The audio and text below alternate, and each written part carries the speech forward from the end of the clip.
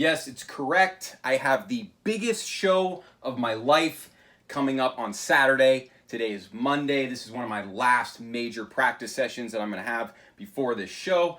And this set is a doozy. Oh, what are those times next to it? Well, I'll explain the times in a second. That's part of the strategy that I'm going to use to succeed at executing this set with immaculate precision. So I'll show you the strategy. This is nuts. For anyone who plays analog rock music through amps and they're improvising,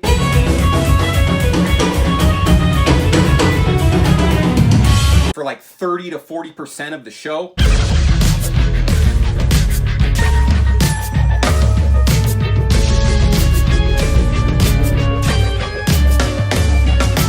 this thing I'm going to show you, either you've already thought of it, or this is the best idea I've ever had and been using for at least a decade. So with regards to these songs, I have 96.3% of it completely locked up in my head. But that last 3.69%, that's where all the gold is. And so that's what I'm doing, right? I gave myself enough time. I started working on this stuff months ago. So right now, we're looking at those fine details, which really boil down to two major things: transitions and tone changes, aka when you gotta stomp the box. And there's a third giant piece of the puzzle, which is the main strategy. It's those times. It's the delay speed. That's my secret mastery strategy. I have a delay speed for every song always. That allows me and the band to always lock back into that fundamental tempo. But the fact is, we already know the delay's on. We're already being conscious of it. We never even lose that tempo, right? That's Wayne Krantz 101 stuff. Analog mastery stuff. So with that, first track, Future Punch. We got it set for 2 o'clock. That tempo. You know that tempo? That is that's probably the hardest tempo there is. You have to be such a chill mofo to play that tempo. You almost need the delay. You can't even play it without the delay because you need something constantly reminding you what the actual tempo is. Now, if you have a drummer who can constantly remind you what the actual tempo is, this guy, Greg KT, ultimate legend like you read about,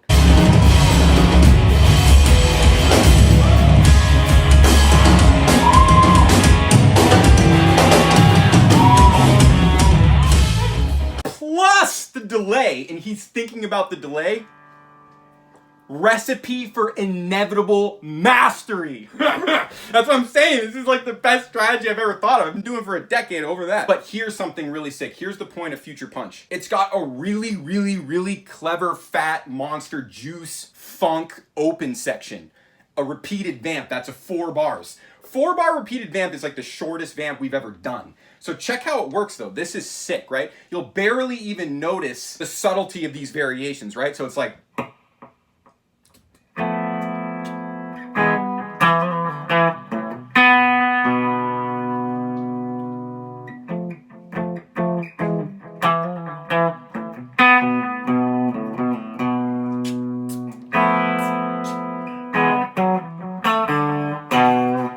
wow, I might have had it a little slow, but you never let it die. If you put it too slow, you can actually deal with that live on the gig, because on the gig, tempo is a magic feel. You'll know. So you're always adjusting the tempo a little bit, but that's why when you see 2 o'clock, you know it's approximately 2 o'clock, depending on the feel, the vibe, the weather, the psychology. You might go a little ahead or a little behind, but for Future Punch, 2 o'clock is pretty much on. So that's the only thing I need to cover with that. Now, I should go over the B section, because that's a new part, so.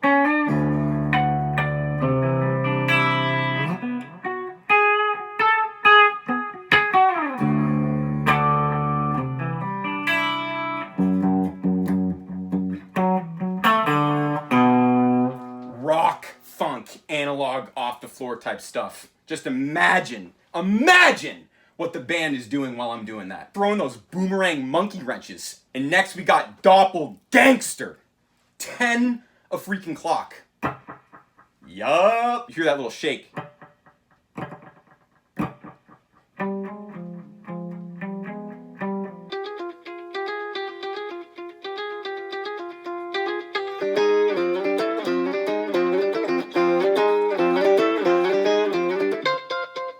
Speed up there. That's a speed up spot. So I gotta mark that. That's important. We get the tempo change coming out of that first B section on Doppelgangster. All right, Doppelgang's gonna be sick. You see, we got Whip at 11:30, this tempo.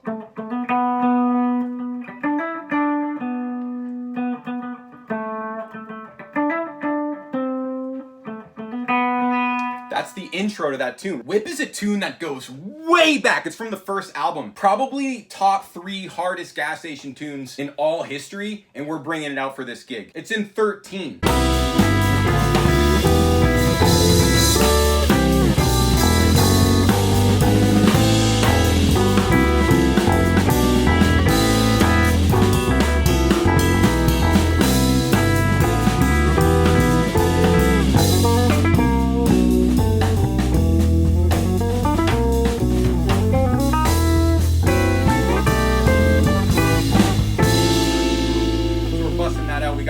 Twist on that arrangement. Wait till you hear that. On Saturday in Maine. This is coming up this Saturday. Otis Field, Maine. 1 hour out of Portland. Link in the description. This is going to be an insane concert. Look at the weather. This is an outdoor concert. We have a world-class sound system, world-class sound engineer. This is going to be absolutely historic.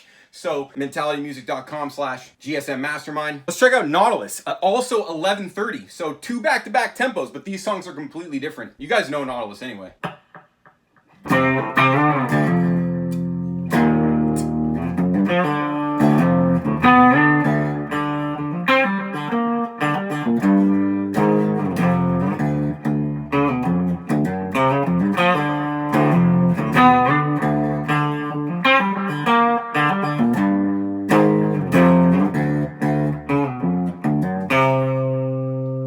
Yeah, that's what we call the motorcycle Wayne Krantz, right? You hear that motorcycle 2-stroke engine revving type shit. A deep gas station potency. We play that like funk, dude. That is like funk rock. Super funky smell, potent funk. But coming at it from like Tool riffing mentality 101. These are like Tool deviations. They would never play that, but I see it like Adam Jones classics.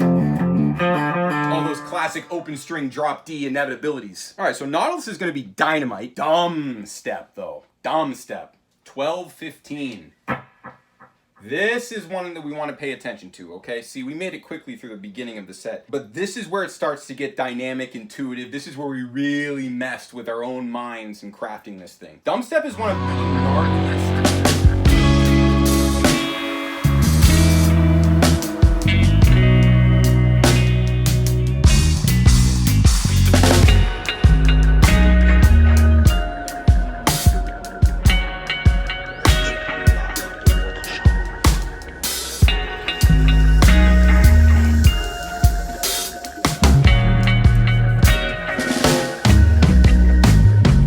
Important part of this is that I'm gonna play a solo. It's actually the solo on the recording, but a little bit adapted, right? All these tunes have to be adapted because on the recording, you know, I had unlimited access to, you know, layering guitars. And when we performed the album, you know, we had 3 guitars on stage with us. So now we're back to trio gas station. And I'm going back to like making the sickest guitar arrangements of all history because I'm just doing what needs to be done to play this stuff trios. And it's not just me. It's not just me, it's the whole band. We're all taking responsibility for what's on the record, and we're playing what's on the record, even though it's just 3 instruments where the record has like 9.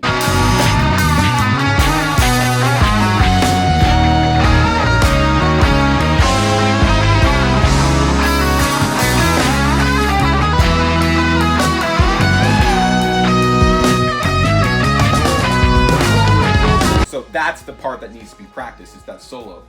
So it's coming like this. Check it out. Here we go. So. Yep.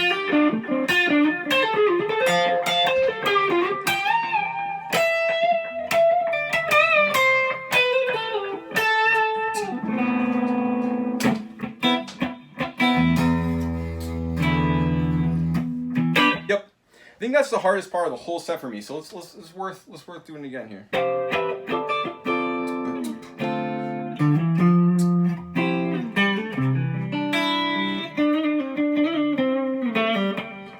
Give it away. It's one of the coolest things ever. If you know it from the record, imagine what we're going to do with that trio. Let's move it on. Dark Horse. So we got Dark Horse at 11 o'clock. All right, so there's one key pedal change in here that's actually it's a sequence of pedal changes. I'm honestly tempted, I should just play this whole thing. Maybe I'll just chop some of it out for the actual video, but I got to play the whole thing because I got to listen to myself play it and perfect it. But yeah, we got the tempo here. Let's do it. A lot of pedal changing on this one. Ooh, there's a really big key one. But I got it. I thought about everything. I did all my homework. I'm ready for this. Here we go.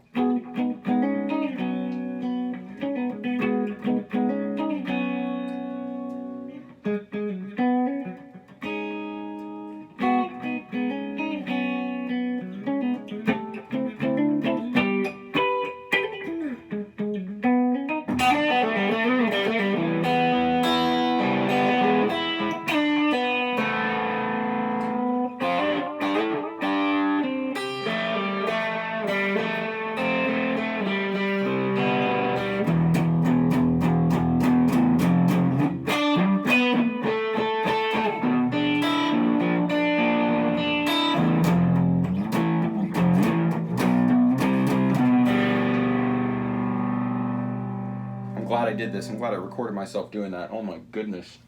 That one's going to be some work. But let's move on because the next one is forget about it hard. We got it right at 12 o'clock.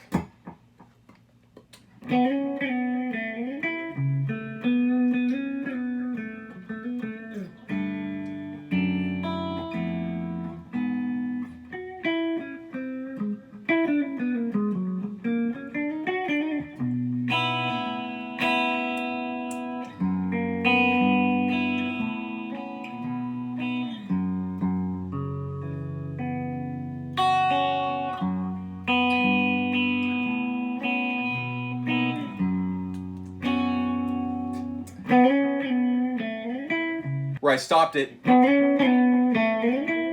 that's the new bit, but there is a really hard part in it that I'll grab right now. This is definitely the rehearsal spot right here. You guys know which one it is.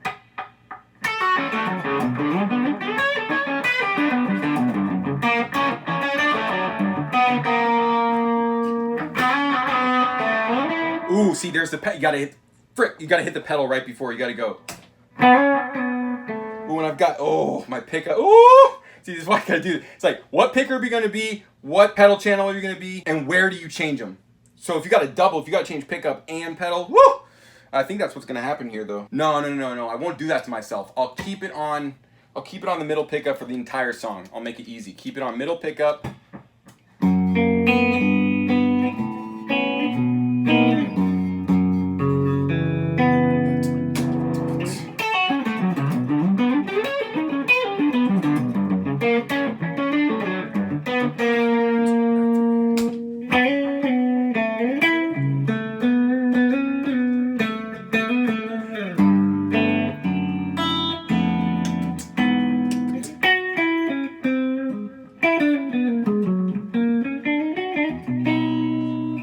Woo! I gotta be careful. I pulled it out of tune. Be careful. That is a violent chord. Call that a B major 7 sus4. See, when you get really intense in those big moments, you can pull it out of tune, especially on this guitar, very pitch sensitive. So tuning is a factor. All right, this is good though, we're good. That was the most important part of 3, that's good. 12 o'clock 3, hitting the distortion right before the big moment of virtuosity that culminates after the solo. We're good to go. Let's check out Systemic. Look, we got Systemic at 12:05. This one's in drop B. Gotta be so freaking careful. Like, even just then I hit it too hard. I just put the new strings, so it's still a little bit settling, but yeah, perfect timing. Put the new strings on 7 days before the gig. Even if you gotta do crazy tunings, you'll be good. As long as your guitar is priceless, which mine is. I mean, I have locking tuners. This is a custom Ruacongas built just for me. This was my reward for winning Music Changes live competition with Gas Station Mentality in 2015. And I still play this thing because it's the best guitar I've ever freaking played. So Systemic is one of those tunes where I did overestimate its difficulty, and now I see it as only having one difficult part. So the entire song is unbelievably offensively difficult constantly. But I've normalized all of that difficulty to the point where it's easy. And so the one part that's like mind-meltingly complex, I've made it pretty easy. It's actually not that complex. That's the wrong word. The one that's mind-meltingly detailed, right? The way that I'm picking all the pedal changes, the dynamics, we have a really tough part in this. So I'm going to go ahead and try to play the whole part that I'm referring to perfectly. I'm not going to leave it all in the clip, of course, because I'm not going to give this away. But I'll give away some of it, though. Try to imagine what the band is doing. This is a crazy one. So let's play the hard part of Systemic.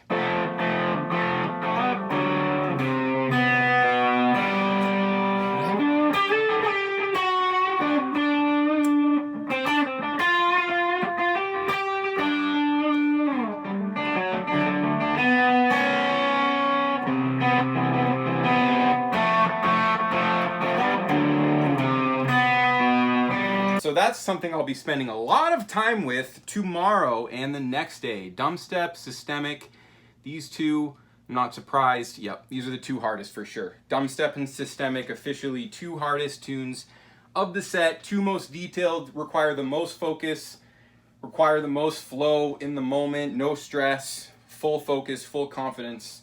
So I definitely want to spend more time with those just to feel more confident. But that's all right, that's all right. Now, our prophetic, getting into the transcendental part of the set. So this one's right at 12 o'clock. This one comes naturally to me. You know, this is one of my signature songs, something about it, I don't know. Feels like it was a really crazy discovery writing the song. I had the band to help me whittle it into the perfect masterpiece, but just the seed of it, you guys know from that recording.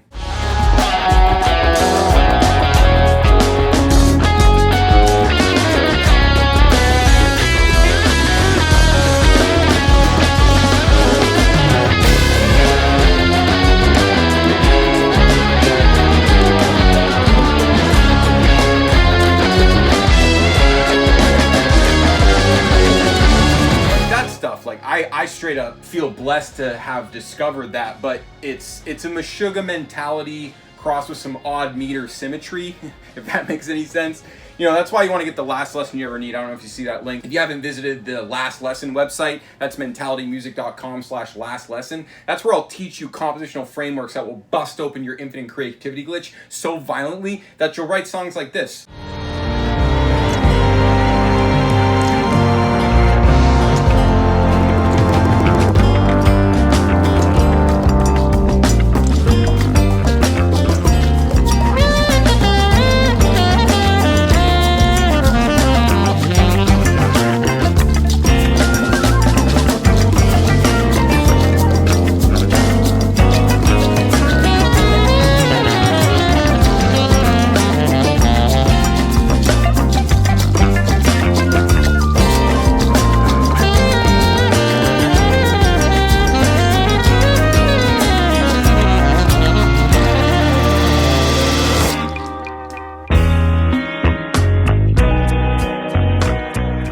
Literally, I've seen that with many of my students who have busted open the infinite creativity glitch. I've got students sending me so much music right now. To bring that back to Autoprophetic, Autoprophetic was a classic framework type song where I just stayed true to a seed idea and I just cultivated to its fullest expression. And that's why I feel like Autoprophetic has maybe one of the all-time peaking high moments of the album. And we're playing that live. We got to recreate that live. But I've been practicing it so much that I pretty much got it down. So Autoprophetic isn't one that trips me out a lot. But right now, I'll just play the cue on the solo section. That's the peak of the song. So there's a 4-cycle cue on the solo section. The solo section's in 18, so it's 18 times 4. And I start playing a cue. The band is now counting down 4 times till we go on to the big peak moment. And so I made a track that allows me to practice this exact thing.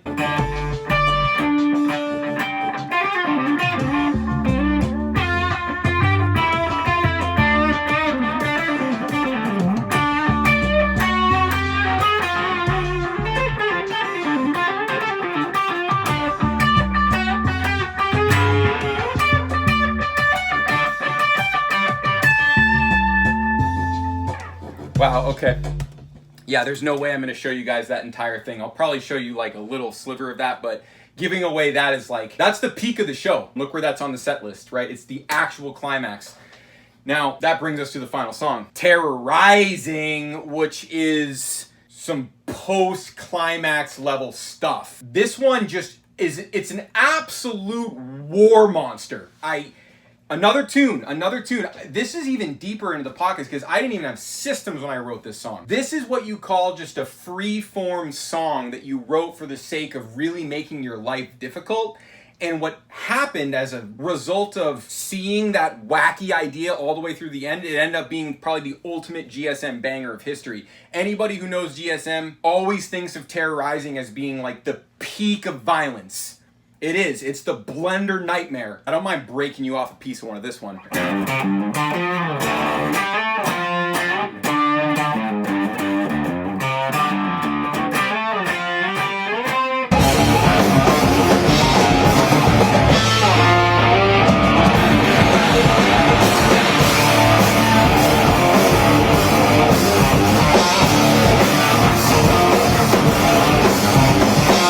Yeah, that one. You can't play anything after it, I'll tell you that much. Now, Terror Rising has the OG transcendental solo section of Gas Station.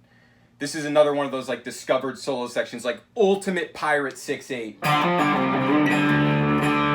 Yeah, no way I'm gonna give away that one. That is the ultimate peak. That can only happen when you're not expecting another peak because you already thought you experienced the highest moment of all reality. But then we come with Terror Rising solo section. That is always guaranteed to be absolutely nothing shy of transcendentally existential. So that's it. As you can see, we're locked and loaded, ready to go. You can see my delay practice system, which is not just a practice system, it's my performance insurance policy. Delay, that's how I do it. I learned it from Wayne Krantz. I never asked him, I never talked to Wayne Krantz, but I've seen him play a bunch of times. I talked to him a little bit, but I never got to ask him about delay. But I've definitely seen him play enough to know that he's playing analog delay and he's adjusting tempos in real time. And they take time to figure out tempos. I mean, you know Wayne Krantz records are doing tempo changes all the freaking time. So deep hack, an inevitable hack too. And so yeah, my band, that's a Gas Station mentality all day, is delay tempo mastery. It's all about finding that focus point for your ears. If it's the delay, it's such a good one, right? You're leveraging the technology in the best way. But yeah, this is what I call analog rock mastery.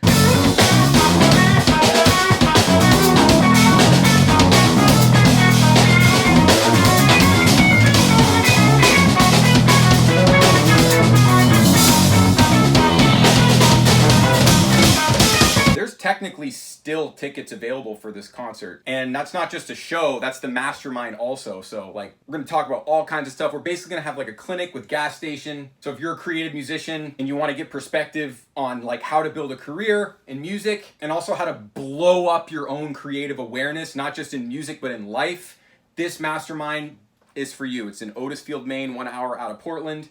All the details will be in mentalitymusic.com/GSM Mastermind. This is crazy, this event that we've got going. Outdoor concert, New England iconic foliage. We've got an outdoor stage, world-class sound system. This beautiful, beautiful 13-acre venue. I mean, this is like crazy. And it's just one band, it's only Gas Station. We're taking all of the structural integrity of rock and crossing that with like the harmonic subversions of jazz harmony, if you want to call it.